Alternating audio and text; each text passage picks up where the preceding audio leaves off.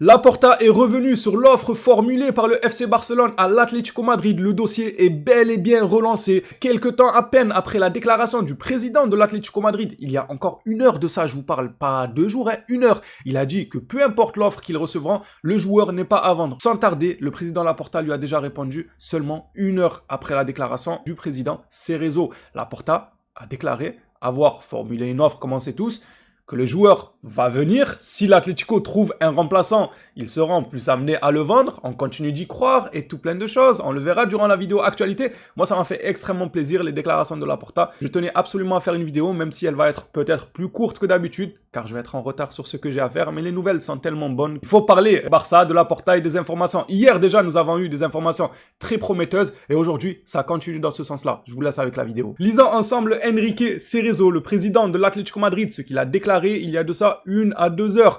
Julián Alvarez, rien n'a changé, il restera à l'Atlético. Aucune offre n'est en cours et même en cas de proposition, le club ne souhaite pas le vendre. Bon, il est clair, le président de l'Atlético, sauf qu'il y a tout qui joue contre eux. Je ne comprends pas comment ils peuvent continuer à faire les têtus alors que c'est juste impossible de garder ce genre de profil dans ton club. Je ne parle pas là, footballistiquement parlant, mais même en termes de caractère. Une fois qu'il a parlé publiquement, tu ne peux plus garder ce genre de profil dans ton effectif. On le redira je ne sais combien de fois jusqu'à la signature officielle. Bref, après cette déclaration du président de l'Atlético, le président du meilleur club au monde lui a répondu. Bien sûr, Juan Laporta. Nous avons formulé une offre pour Julián Alvarez, espérant que l'Atlético l'acceptera. On sait que le joueur veut venir. Je crois que c'est l'offre qu'ils avaient déjà formulée. Il a juste remis au goût du jour en disant que nous avons une offre qui est sur la table de l'Atlético. Ah, moi je crois que c'était une nouvelle offre. Ah, j'ai trop le seum. La vérité, j'ai trop le seum. Mais c'est bien qu'il en parle quand même. Et par la suite, vous allez voir, c'est positif. Continuons avec notre président. On respecte toujours l'Atlético. Leurs tweets sont sortis avant qu'Alvarez parle. Ils ont interprété que c'était le Barça. On n'a rien forcé. On sait que le joueur veut venir depuis longtemps. Mais on ne pouvait pas le faire à ce moment-là. On a fait une offre. Ils le savent. Ils nous ont dit non, car ils n'ont pas de remplaçant. Quand on aura un remplaçant, ça sera différent. C'est bizarre quand même le son de cloche, hein, parce que du côté de l'Atlético, on ne veut absolument pas vendre, on déclare publiquement ne pas vouloir le vendre en tout cas, et du côté du Barça, on déclare souvent qu'il y a moyen de moyenner, que c'est compliqué mais pas impossible. Donc à voir comment tout ça se termine.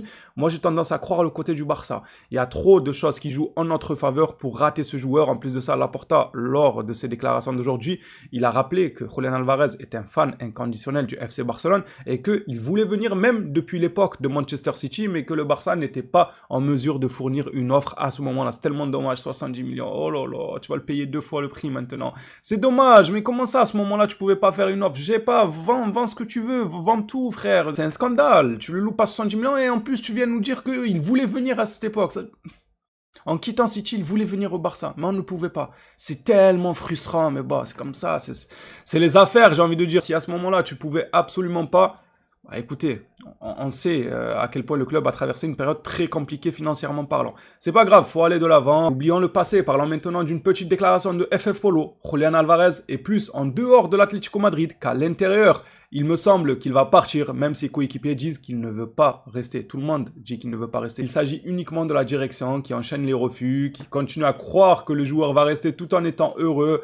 Je ne sais pas comment ils arrivent à se rassurer d'une telle chose, car ça n'arrivera pas. Il n'y a plus de marche arrière pour Julián Alvarez. Il faut qu'il quitte obligatoirement l'Atlético Madrid dans un premier temps. Après, pour quel club? Le joueur veut le Barça, et le Barça le veut.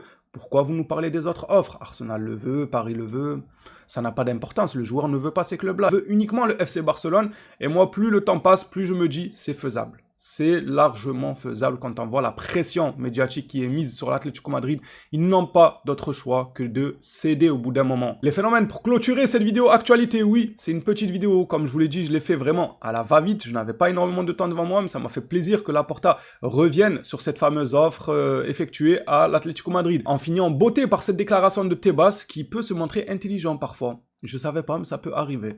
Ce fut des années difficiles pour le Barça, mais vous êtes maintenant sur la bonne voie. Il n'y a rien qui vous fasse envier un autre club dans ce pays. Vous avez mis de l'ordre dans vos finances. Le fait que le Barça soit plus grand rend le football espagnol plus grand. Le succès du Barça et le succès de la Liga. Oh, je suis choqué de la déclaration, les gars. C'est tellement une masterclass venant de sa part. Genre, lui, il est intelligent comme ça. Genre, il a enfin compris, après autant d'années à être sur le dos du Barça, que le succès du Barça faisait le succès du pays et du championnat, évidemment, de la Liga. Bravo, Tebas. Il a vu la lumière, les gars, c'est bon, il est concentré. Ah, l'argent, il doit rentrer là, à Barcelone. Il doit être tout content de voir les finances du club qui se stabilisent, des nouveaux partenariats qui arrivent, le stade aussi, qui va pas tarder à être de retour et les finances vont être colossales. D'ailleurs, Laporta en a parlé il y a quelques minutes en disant que lorsque le Camp Nou va revenir à 100%, le Barça va brasser. Ça va brasser, ça va nous faire tellement de bien sur nos capacités financières, ça va juste être incroyable, encore plus que ça ne l'est à l'heure actuelle. Le président, je n'ai pas pris toutes ces déclarations, je vous invite à aller voir la page du collègue pour vous informer, il n'y a aucun souci. Il a aussi parlé du 1-1, il a dit que le club était bel et bien en 1-1, qu'il n'y a aucun problème, mais que ce n'est pas une raison pour faire n'importe quoi non plus. Évidemment, Laporta, il faut se gérer, il ne faut pas faire n'importe quoi et mettre de l'argent sur n'importe qui. Alvarez, c'est pas n'importe qui, hein, je précise. Lui, c'est une autre catégorie, mais en règle générale, il faut quand même essayer de se gérer au maximum et ne pas faire les affoler, à faire du panic buy parce qu'on est de retour à 1, parce qu'il faut ramener des noms, etc. Non, calma, calma, calma. On a encore un peu de temps devant nous. Les phénomènes sur ce, cette vidéo actualité touche à sa fin. Merci à tous ceux qui l'auront suivi jusque-là. On s'attrape. À la prochaine sur le Barça.